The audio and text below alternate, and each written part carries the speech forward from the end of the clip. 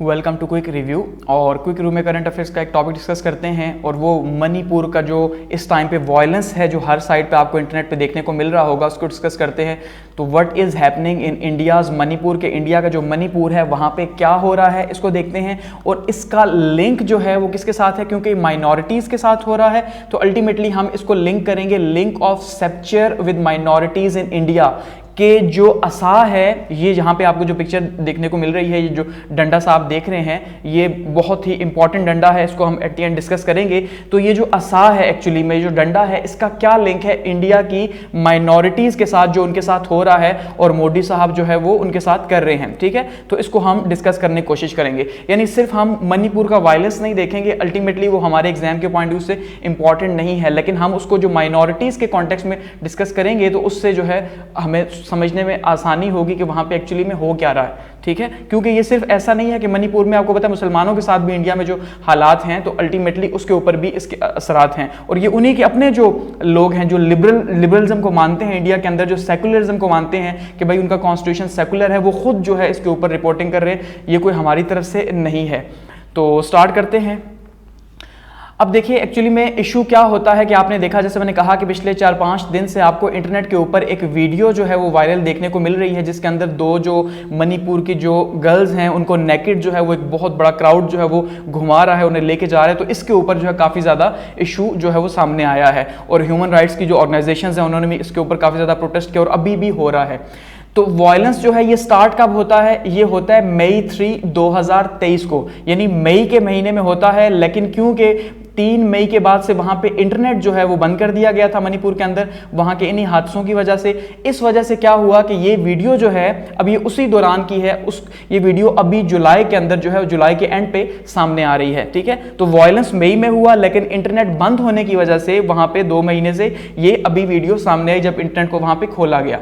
और ये क्या हुआ जी, ये ट्राइबल सिविल मार्च हो रही थी मणिपुर हिंदू कम्युनिटी के डिमांड्स के ऊपर, इसको हम आगे डिस्कस करेंगे। यानी कि उन्हीं के मणिपुर के अंदर 2 बड़ी कम्युनिटीज हैं, एक साइड पे हिंदू कम्युनिटी है, ठीक है, जो कि ऑलमोस्ट 45% है, और दूसरी साइड पे जो है वो क्रिश्चियन कम्युनिटी है मणिपुर की जो दूसरी बड़ी कम्युनिटी है। तो जो क्रिश्चियन कम्युनिटी है उन्होंने जो है वो क्या किया, एक प्रोटेस्ट की, आप ये कह सकते हैं एक मार्च की प्रोटेस्ट की हिंदू कम्युनिटी की डिमांड्स के ऊपर जो उनके हाई कोर्ट ने मान ली थी। तो उसमें जो है ये झगड़ा हो गया और उसमें ये सारी चीजें जो है वो सामने आई हैं। ठीक है, तो अब होता क्या है जी, एक ग्राफिक वीडियो जो है वो देखने को मिलती है जिसमें जो 2 औरतें हैं कुकीजू कम्युनिटी की, ठीक है, ये वहां की कम्युनिटी है कुकीजू कम्युनिटी की, वो सेक्सुअली अब्यूज्ड हो रही हैं पब्लिक के अंदर मणिपुर के अंदर और वो वायरल हो जाती है जिस वजह से बहुत ज्यादा कंडेमिनेशन होती है। ठीक है, ये यानी कि रूट कॉज अभी जो देखने को मिला पिछले 3-4 दिन से। अब ये जो इंसिडेंट है ये इंसिडेंट एथनिक क्लैशेस हैं, यानी कि वहां पे जो लिसानियत है उसके ऊपर आप कह सकते हैं ये जो मजहबी जो वहां पे हालात बने हुए क्रिश्चियनिटी और हिंदुइज्म के बीच में ये वो हुआ, यानी माइनॉरिटीज के साथ इसका जो है वो डायरेक्ट लिंक है, अकलियतों के साथ इसका डायरेक्ट जो है वो लिंक है। और क्योंकि वहां पे जो मेजॉरिटी में है वो क्या है जी, वो हिंदू मिताई हैं या हिंदू मणिपुरी भी जिन्हें कहा जाता है, हिंदू मिताई मेजॉरिटी में है जो 45% है। ठीक है, और इनका जो क्लैश हुआ किसके साथ हुआ, क्रिश्चियंस के साथ हुआ जो कुकुजी कम्युनिटी है। तो 2 कम्युनिटी हिंदू और क्रिश्चियन कम्युनिटीज के बीच में वहां पे ये इशू हुआ। गो के हिंदू भी खुद को वहां पे माइनॉरिटी कंसीडर करते हैं और ये उनका सुप्रीम कोर्ट हाई कोर्ट का फैसला आया। ठीक है, तो अब ये बड़ी इंटरेस्टिंग यहां पे एक बात सामने आती है। तो जो वीडियो है वो 2 माह के बाद सामने आती है क्योंकि इंटरनेट वहां पे बंद था, तो इस वजह से मई 3 से बंद था, तो ये चीजें अब सामने आई हैं। अब इस इंसिडेंट का असर क्या हुआ कि अभी तक 130 लोग जो हैं वो इसके अंदर हलाक हो चुके हैं और 50,000 से ज्यादा लोग जो है वो घरों से बेदखल हो चुके हैं, यानी कि उनको जाहिर बात है इतना वायलेंस हो रहा है तो वहां पे झगड़ा लगा हुआ है तो उनको निकाला जा चुका है उन इलाकों से। तो ये वायलेंस अभी तक जारी है और ये इंसानी हुकूक को जो है काफी ज्यादा असरअंदाज कर रहा है और अब कुछ लोग सामने आए हैं। अब आगे बढ़ने से पहले मणिपुर का ज्योग्राफी देखते हैं। तो मणिपुर का ज्योग्राफी क्या है जी, इसकी नॉर्थ पे नागालैंड है और वेस्ट पे क्या है, आसाम मुस्लिम कम्युनिटी का जो अक्सरियती सूबा है। ये देखिए यहाँ पे ये इंडिया का या हिंदुस्तान का मैप है। अब हिंदुस्तान के मैप में ये है दिल्ली यहाँ पे ऑलमोस्ट, तो यहाँ से ये आपको बिल्कुल आखिरी कोना जो दिखाई दे रहा है इस बॉक्स के अंदर, ये है मणिपुर। तो यहाँ पे जो है मणिपुर आता है और ये मणिपुर का यहाँ पे ही वायलेंस हुआ। एक्चुअली में यहाँ के जो लोग हैं वो तिब्बत के लोग माने जाते हैं जो यहाँ तिब्बत चाइना का जो हिस्सा है, चाइना जिसके ऊपर क्लेम करता है, तो उनके साथ इनकी जो है वो कुछ कल्चरल जो ट्रीट्स है वो मिलती हैं, तो अल्टीमेटली इनको उनके साथ माना जाता है। और मणिपुर के लोगों को नॉर्मली जो इंडिया के बाकी इलाके हैं, ये खास करके जो नॉर्थ इंडिया है, यहाँ पे एक्सेप्टेंस बहुत कम है, यहाँ पे इनका मजाक उड़ाया जाता है इन्हें चाइनीज कहकर। और वैसे भी आपको पता है चाइनीज के साथ इंडिया की ज्यादा नहीं बनती, तो मजाक उड़ाया जाता है इनकी जो है वो फेस को लेके इस तरह से। तो बाकी अगर यहाँ पे आप इसको मजीद जूम करें तो ये मणिपुर का क्या है जी, ये पूरे का पूरा मैप है और 16 डिस्ट्रिक्ट्स है मणिपुर के अंदर, ठीक है, 16 डिस्ट्रिक्ट्स। और 16 डिस्ट्रिक्ट्स और ये मणिपुर की जो ट्रेन है वो किस तरह की है, यहाँ पे वैली है, यानी बीच में अल्टीमेटली ये वैली का एरिया है, ठीक है। और ये जो साइडें हैं यहाँ पे क्या है, ये पहाड़ी एरिया है। तो जो पहाड़ है, पहाड़ों पे कुकुजी कम्युनिटी ज्यादा रहती है, क्रिश्चियन ये जो चाइनीज हैं, और क्योंकि वो तिब्बत के हैं तो जाहिर बात है पहाड़ों पे उनका असर ज्यादा है। और नीचे जो यहाँ पे वैली एरिया है, यहाँ पे हिंदू कम्युनिटी का जो है वो असर ज्यादा है और उनकी तादाद भी ज्यादा है, ठीक है। अब यहाँ पे ये देखिए एक पिक्चर है मणिपुर कम्युनिटी की, तो आप इनको अगर फेसेस से देखेंगे तो आपको ये चाइनीज ही लगेंगे कि ये चाइनीज या बर्मा के जो लोग वहां पे, क्योंकि साथ में बर्मा भी है अल्टीमेटली, तो ये बर्मा या चाइनीज टाइप के आपको देखने को मिलेंगे। तो यहाँ पे अगर हम इनकी डिवीजन देखें तो हिंदू कम्युनिटी जो है वो 41.39% है, 45% नहीं है, आई एम सॉरी। तो ये 41.39% हिंदू कम्युनिटी है। मुस्लिम कम्युनिटी दूसरे नंबर पे, सॉरी क्रिश्चियन कम्युनिटी दूसरे नंबर पे है 41.29 के साथ, और मुस्लिम कम्युनिटी जो है वो 8.40 के साथ जो है वो तीसरे नंबर पे है। तो सबसे पहले जो है वो यानी हिंदू कम्युनिटी आ गई, उसके बाद क्रिश्चियन आ गई, और फिर जो है मुस्लिम कम्युनिटी भी यहाँ पे मौजूद है। और मुस्लिम कम्युनिटी के साथ भी क्लैशेस यहाँ पे हो चुके हैं, और अक्सर यहाँ पे क्लैशेस होते ही रहते हैं। और ये एक स्टेट है इंडिया की, ठीक है, यानी जैसे इंडिया के बाकी जो सूबे हैं वैसे नहीं है, बल्कि जैसे उनकी स्टेट्स हैं, तो ये स्टेट के हिसाब, जैसे पहले कश्मीर थी इसका स्टेटस चेंज कर दिया गया, तो ये उसी तरह से स्टेट है, ठीक है। तो ये ज्योग्राफी है। अब आगे बढ़ते हैं, अब देखते हैं जो रूट कॉज जो है वो इस इंसिडेंट का क्या रहा। इसका रूट कॉज ये रहा कि माना ये जाता है कि जो हाई कोर्ट है मणिपुर का, उसने 19 अप्रैल को जो है वो एक ऑर्डर दिया, और ऑर्डर क्या दिया कि शेड्यूल्ड ट्राइब का स्टेटस दे दिया मेजॉरिटी मेताई कम्युनिटी को। अब यहां पे ये बड़ा इशू है।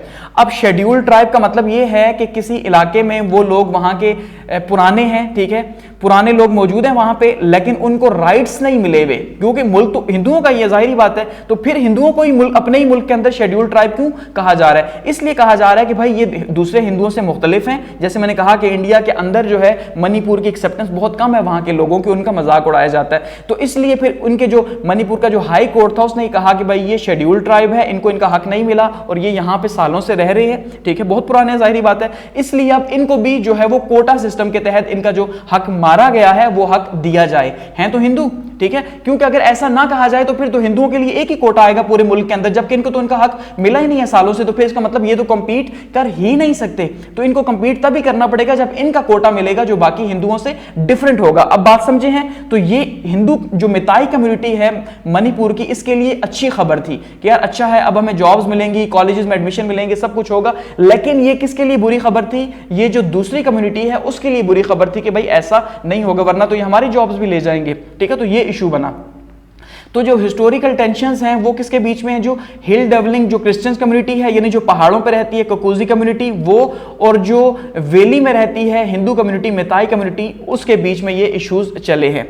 इस इंसिडेंट को सारे का सारा इंसिडेंट की वजह ये बनी है, ठीक है।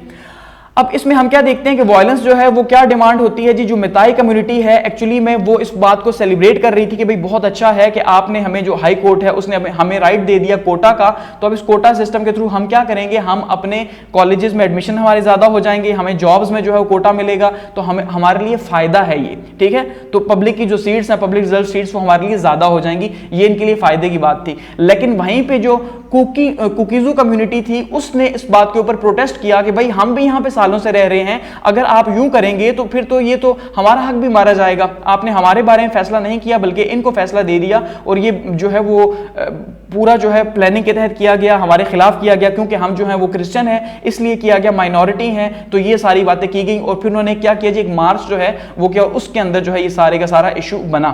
समझ रहे हैं बात को? यानी दो कम्युनिटीज थी, एक कम्युनिटी हिंदू और दूसरी कम्युनिटी क्रिश्चियन, तो इनके बीच में क्लैशेस हुए। और किसके ऊपर हुए? इस फैसले के ऊपर कि भाई अब हिंदुओं को कोटा दिया जाएगा और शेड्यूल्ड ट्राइब का उन्हें कहा गया है। तो इसका मतलब यह है कि इनको फायदा ज्यादा होगा, दूसरी कम्युनिटी जो कुकी कम्युनिटी है उसको नुकसान होगा। तो यहां से वायलेंस सारा स्टार्ट हुआ। अब गवर्नमेंट का अगर रिस्पांस हम देखते हैं इसके ऊपर, तो गवर्नमेंट ये कहती है कि भाई जो सेक्सुअली जिसने अब्यूज किया, आपने अगर वो वीडियो देखी हो तो बहुत ही बुरी वीडियो है, ठीक है, तो उसमें कहा जा रहा है कि जो मेन जो कल्प्रिट था उसको पकड़ लिया गया है, और अभी कहा जा रहा है कि भाई 11 दिन के रिमांड पे भी उसको भेज दिया गया, वो भी क्योंकि पूरे पाकिस्तान पूरे हिंदुस्तान के अंदर जो है काफी ज्यादा इसके ऊपर शोर मचा, और इस वजह से जो है उसको फिर पकड़ा गया। तो प्राइम मिनिस्टर जो नरेंद्र मोदी साहब हैं, उन्होंने 80 दिनों के बाद, जो सबसे ज्यादा जो खतरनाक चीज है जिसकी वजह से हम इसे माइनॉरिटीज से लिंक कर रहे हैं, ठीक है ना, कि इसको लिंक क्यों किया जा रहा है बाकी माइनॉरिटीज के साथ, और हिंदुइज्म के रवैया, हिंदुत्वता के रवैये के साथ क्यों लिंक किया जा रहा है, उसकी वजह यह है कि 80 दिनों के बाद उन्होंने जाके अपनी साइलेंस तोड़ी है, और इस सेक्सुअल असल्ट को जो है उन्होंने कहा कि भाई हम इसे टफ एक्शंस के तहत सजा देंगे। तो 80 दिनों तक यानी वो सोए रहे, वो सपोर्ट करते रहे हिंदू कम्युनिटी को, क्योंकि वो हिंदुओं को खुद को बादशाह समझते हैं अल्टीमेटली। तो ये सबसे बड़ा इशू है जो इस इशू को जो है वो इंटरनेशनल बनाता है, और इसके बाकी डायमेंशंस के ऊपर हमें सोचने के ऊपर मजबूर करता है, ठीक है।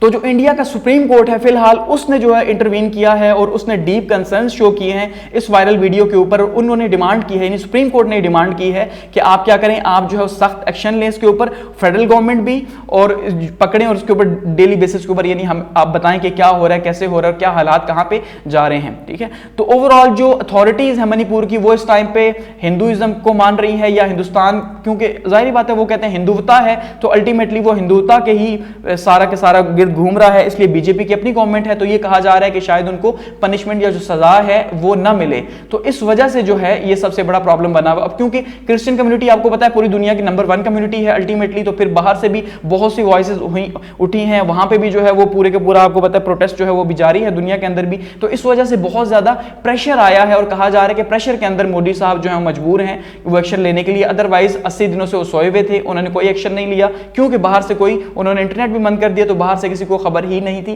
कि क्या हो रहा है वहां पे। तो गवर्नमेंट का रिस्पांस यानी पॉजिटिव नहीं रहा फिलहाल तक, आप ये कह सकते हैं। अब इसके नतीजे के तौर पे क्या हुआ, जैसे मैंने कहा कि प्रोटेस्ट जो है वो स्पार्क हो गई है पूरे इंडिया के अंदर, और डिमांड कर रही है कि जो स्टेट का चीफ मिनिस्टर है सबसे पहले तो उनको कहा गया, क्योंकि उन्होंने भी इसके ऊपर पॉजिटिवली रिस्पांस नहीं किया और बहुत डिले रिस्पांस दिया, तो इसलिए सबसे पहले तो उनका इस्तीफा मांगा जा रहा है कि भाई आप इस्तीफा दें, आपको बिल्कुल हक नहीं है। क्योंकि अब औरतों, अब यहां पर ना 2 इश्यूज बन रहे हैं। एक इशू जो हम इस टाइम पे जिसके ऊपर बात कर रहे हैं कि भाई अकलियतें इंडिया के अंदर महफूज नहीं है, चाहे वो मुसलमान हो, ठीक है, मुस्लिम कम्युनिटीज हो, चाहे वो क्रिश्चियन कम्युनिटीज हो, दोनों ही जो है वो वहां पे, या खास करके और जो छोटी छोटी कम्युनिटीज हैं वो भी वहां पे महफूज नहीं है। लेकिन इंडिया के अंदर अब इस इंसिडेंट को रुख देने की कोशिश की जा रही है वुमेन राइट्स के साथ, ठीक है, औरतों के हकूक के साथ जो बात की जा रही है। इससे क्या होगा, इससे ये जो अकलियतों की जो बात है वो छुप जाएगी। एक्चुअल में मसला अकलियतों का है, मसला औरतों का नहीं है। याद रखिएगा, अगर औरतों का मसला हो तो वो तो फिर हर शहर के अंदर होना चाहिए, लेकिन ऐसा नहीं है, ठीक है। तो औरतों को यहां पे इस्तेमाल किया जा रहा है, तो ये वायलेंस जो है ये और तरह से ट्रीट हो रहा है। तो ये औरतें जो है उसमें सामने आ गई कि भाई वुमेन राइट्स वाली ऑर्गेनाइजेशन सामने आ गई हैं, और वो कह रही हैं कि भाई ये बहुत गलत हुआ, और प्रोटेस्ट हो रही है पूरा जो है वो कि भाई आप, हम जस्टिस हमें देंगे, इंसाफ देंगे, औरतों के साथ ऐसा नहीं करना चाहिए था, उन्हें बहाना करके जो है वो आपको यूं घुमाना नहीं चाहिए था, ठीक है। तो ये इशू का दूसरा रुख यानी हमें यहां पे देखने को मिल रहा है। अब जो सबसे इंपॉर्टेंट है वो क्या है, बीजेपी गवर्नमेंट और इंडिया की जो माइनॉरिटीज हैं उनके अगर हालात देखते हैं तो हम ये देखते हैं कि जब से बीजेपी गवर्नमेंट आई है, जिसको हम कहते हैं भाई वो आरएसएस की गवर्नमेंट है और ये हिंदुत्वता की गवर्नमेंट है, क्योंकि वो उनका ये मानना है कि भाई इंडिया जो है वो सिर्फ हिंदुओं के लिए है, ठीक है, और यहां पे सिर्फ और सिर्फ हिंदू रहेंगे, जो बाकी कम्युनिटीज हैं वो इंडिया छोड़ सकती हैं, या उनके ऊपर इतना ज्यादा जो है टॉर्चर किया जा रहा है कि वहां पे दब जाए, ठीक है ना। तो ये सरेआम यानी कि ये काम हो रहा है। मुसलमानों के साथ भी आप देखें वहां पे ये चीज हो रही है, और बाकी अब क्रिश्चियन कम्युनिटी के साथ भी हम देख रहे हैं कि वहां पे हो रही है। तो हिंदुत्वता हमें वहां पे देखने को मिल रही है, इसलिए बीजेपी गवर्नमेंट जो है वो माइनॉरिटीज को वहां पे प्रोटेक्ट नहीं कर रही जानबूझ के कि भाई अच्छा है। अब कहा यह जा रहा है कि प्राइम मिनिस्टर साहब जब उन्होंने विजिट किया था तो तब उन्होंने मणिपुर का विजिट किया, उन्होंने कोई बात ऐसी क्यों नहीं की, यानी उन्हें पता था कि हालात क्या है, लेकिन उन्होंने जानबूझ के मणिपुर के इंसिडेंट के ऊपर बात नहीं की। इसका मतलब यह है कि वो इसमें शामिल हैं। अब वो क्यों इसमें शामिल हैं, अब कुछ चीजें लिंक हो रही हैं कि बीजेपी की गवर्नमेंट कैसे जो है वो शामिल है इस सारे के सारे इंसिडेंट के अंदर, या किस तरह से वो हिंदुत्वता को प्रमोट कर रही है। एक तो सबसे पहला यहां पे क्वेश्चन कि उन्होंने सपोर्ट किया इस वायलेंस को और 80 दिनों के बाद जाके बोले, ठीक है, पॉइंट नंबर 1।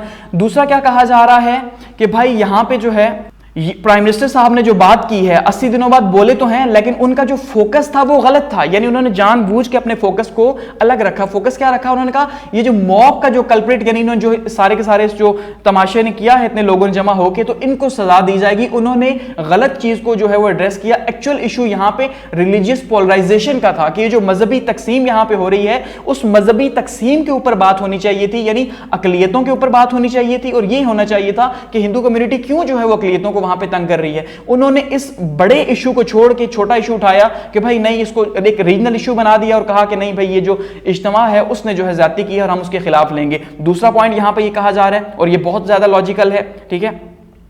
इसके अलावा जो हिंदू पोलराइजेशन, जो पॉलिटिक्स है, वो हम ज्यादा देख रहे हैं इंडिया के अंदर फैलती हुई। इस वजह से भी ये कहा जा रहा है कि बीजेपी गवर्नमेंट जो है वो उसको प्रमोट कर रही है, क्योंकि अगर वो प्रमोट ना कर रही होती तो हिंदू पोलराइजेशन पॉलिसीज को या पॉलिटिक्स को क्यों बढ़ा रही होती? क्योंकि हिंदू मेजोरिटी है अल्टीमेटली पॉपुलेशन की वहां पे भी, उन रीजन्स के अंदर भी, तो उनको सपोर्ट किया जा रहा है, हिंदू गवर्नमेंट की तरफ से सपोर्ट किया जा रहा है जो दिल्ली के अंदर बैठी हुई है, ठीक है। ये तो गवर्नमेंट का रिस्पॉन्स है। अब इसको थोड़ा सा मजीद समझते हैं। हम ये कहते हैं जी मोदी साहब जो हैं a new Hindu monarch of India हैं, क्यों? ठीक है। अब इसकी कुछ बातें जब हमने अखंड भारत, अगर आपने वो वीडियो देखी है, अखंड भारत की जो वीडियो बनाई थी, उसमें हमने देखा था कि जो पार्लियामेंट की न्यू बिल्डिंग जो है जिसकी इनॉग्रेशन की गई थी, जिसमें जो है वो मौर्य एम्पायर का पूरा मैप बनाया गया था और दोबारा से एक अखंड भारत दिखाया गया था, तो उसके ऊपर मैंने काफी डिटेल से जो है आइडियोलॉजी के ऊपर बात की थी। तो उसी से कुछ चीजें जो है वो लिंक कर रही हैं कि कैसे जो है वो बीजेपी गवर्नमेंट अकलियतों को टारगेट कर रही है इंडिया के अंदर। अब ये कहा जा रहा है कि भाई प्रमोट किया जा रहा है हिंदू नेशनलिज्म को, ठीक है, और किस लिए? अपने आप को न्यू हिंदू मोनार्क प्रेजेंट करने के लिए मोदी साहब क्या कर रहे हैं, वो जो अंडरमाइन कर रहे हैं जो वहां के बेसिक इंडियन के राइट्स हैं उनको भी, और मुसलमानों को भी साथ में, एज वेल एज क्रिश्चियंस को भी, ईसाई कम्युनिटी जो है उनके साथ भी ऐसा ही हो रहा है। अब ये जो है कि भाई न्यू मोनार्क की हम जो बात कर रहे हो, जो हमने डंडा देखा था, असा की हमने बात की थी, उसको हम डिस्कस करेंगे आगे। तो न्यू हिंदू मोनार्क के तौर पे जब वो खुद को पेश करेंगे तो अल्टीमेटली उन्होंने हीरो किसके लिए बनना है? हिंदुओं के लिए जो है वो हीरो बनना है, वहां पे बाकी कम्युनिटी के लिए नहीं बनना। तो इसलिए वहां की जो मुसलमान कम्युनिटीज हैं और वहां की जो ईसाई कम्युनिटीज हैं, ये जो बाकी कम्युनिटीज है, बड़ी तो यही है खैर, और साथ में सिख कम्युनिटी है, उसके साथ भी आप देख ले पंजाब के अंदर वहां पे उनका रवैया किस तरह से है, पीछे कितनी ज्यादा फार्मर्स की प्रोटेस्ट हुई साल पहले, ठीक है। तो इसका मतलब यह है कि जो बाकी अकलियतें हैं उनके साथ रवैया बहुत बुरा है मोदी साहब का, क्योंकि वो पिछले 10-15 साल से या 20 साल से जो पॉलिटिक्स के अंदर आए हैं वो इसी हिंदुत्वता के नारे के ऊपर आए हैं। वो नारे लगा लगा के इसी बात के आए हैं कि भाई हम हिंदुइज्म को प्रमोट करेंगे, हिंदुइज्म को आगे लेके जाएंगे, मुसलमानों को यहां से निकालेंगे। अब तो वो प्राइम मिनिस्टर है, जाहिर बात है थोड़ा सा उन्हें तोल के बोलना पड़ता है, लेकिन पहले ऐसा कुछ नहीं था। जब वो चीफ मिनिस्टर से गुजरात के, तब भी जितना वायलेंस हुआ, पूरी बीबीसी की जो है रिपोर्ट आई है, ठीक है, जिसके ऊपर इंडिया ने कहा कि भाई हम एक्शन लेंगे बीबीसी के खिलाफ। आपने देखा कि 4-5 माह पहले पूरी रिपोर्ट आई थी कि भाई किस तरह से गुजरात के जो वायलेंस थे, जिसमें मुसलमानों का जो है वो कत्ले आम किया गया और उसमें मोदी साहब को किसाई कहा गया गुजरात का, ठीक है, बीबीसी रिपोर्ट के अंदर ये कहा गया, मैं खुद से नहीं कह रहा, ठीक है। तो इसके ऊपर काफी ज्यादा इशू, तो इसका मतलब वो पॉलिटिक्स में आए ही या आज वज़ीर-ए-आज़म बने ही इसी वजह से हैं क्योंकि उनकी जो पॉलिसीज हैं वो प्रो हिंदुइज्म है और वो खुद को हिंदुओं का एक नया बादशाह समझते हैं। वो कहते हैं कि भाई हम रिवाइवल करेंगे, रेनेसेंस होगा हिंदुइज्म का, और वो बाकी कम्युनिटीज के लिए उतने ही बुरे हैं, ठीक है, इस बात को कहा जा रहा है। अब इसके साथ कुछ चीजें लिंक कर रही हैं, जैसे कि अगस्त 2020 में मोदी साहब ने क्या किया जी, ग्राउंड ब्रेकिंग सेरेमनी की, किसकी? राम मंदिर की, अयोध्या के अंदर। अब आपको पता है अयोध्या का एक बहुत ही इंपॉर्टेंट जो है वो इशू है अयोध्या टेंपल, जिसको सुप्रीम कोर्ट ने इंडिया के गिराने का हुक्म दिया था। वहां पे जो मस्जिद बनी हुई थी, और ये अयोध्या का वो है कि ये क्लेम किया जाता है कि जब बाबर जो है 1526 में, ठीक है, मुगल एम्पायर बाबर जब वो इंडिया के अंदर आया तो उसने क्या किया जी, अयोध्या में यहाँ पे मंदिर था उसको गिराया और यहाँ पे एक मस्जिद बनाई अपनी जो है वो कामयाबी की खुशी में, ठीक है। तो इस क्लेम के ऊपर फिर 1992 के अंदर आपने देखा कि वहां पे अयोध्या में जो मस्जिद बनी हुई थी उस मस्जिद को गिरा दिया गया और फिर ये इशू सुप्रीम कोर्ट में रहा। सुप्रीम कोर्ट ने फिर इसका फैसला दिया कि भाई वहां पे वाकई में पहले मंदिर था तो मस्जिद को गिरा दिया, तो फिर उसकी बाकायदा सेरेमनी की। अब एक्चुअली में मसला ये है कि अगर वहां पे सिंपली मंदिर बनता तो इशू नहीं था, लेकिन जब उसको गवर्नमेंट ऑन कर रही है कि भाई हाँ हमने इस वायलेंस को ऑन किया, क्योंकि ये सारे का सारा जो इशू हुआ था डिमोलिशन का 1992 के अंदर, उसमें मोदी साहब सबसे आगे थे। बात समझ रहे हैं? जैसे मैंने कहा गुजरात इंसिडेंट के अंदर आगे थे, तो उसमें भी सबसे आगे थे हिंदुओं को ये कहने में कि भाई आप देखें आपके मुल्क पे अब आपकी हुकूमत हो रही है, फिर भी जो है वो यहाँ पे मस्जिद बनी हुई है आपके मंदिर को, क्योंकि पुराने मंदिर, जाहिर बात है पुरानी चीजें हर एक के लिए, हर मजहब के लिए जो है वो बहुत ही ही अहम होती है, उनको सिंबल समझा जाता है आइडियोलॉजी का। तो उस वजह से वो शामिल थे उस 1992 के क्राउड के अंदर जिसने उकसाया था और मस्जिद को वहां पे शहीद किया था। और फिर उसको जब उनकी गवर्नमेंट आई, वज़ीर-ए-आज़म बने, तो उन्होंने क्या किया जी, 2020 के अंदर जब सुप्रीम कोर्ट का फैसला आ गया तो बाकायदा वहां पे मंदिर की ग्राउंड ब्रेकिंग सेरेमनी की, ऑफिशियली बताया कि भाई यस मैं अपने उन वादों के साथ खड़ा हूं जो पिछले 20 साल मैंने किए थे। बात समझ रहे हैं, थोड़ी लंबी हो रही है बात, लेकिन ये इंपॉर्टेंट है आपके समझने के लिए।